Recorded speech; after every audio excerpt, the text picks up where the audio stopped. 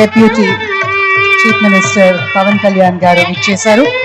అలాగే శ్రీ స్వర్గీయ రామోజీరావు గారి కుటుంబ సభ్యులకు కూడా ఆహ్వానం పలుకుతున్నాం ఈ సంస్మరణ సభకి.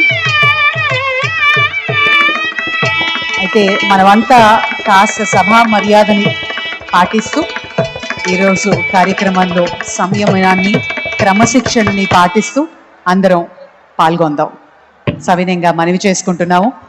విచ్చేసిన అతిథులకు ఆహ్వానం పలుకుతున్నాము.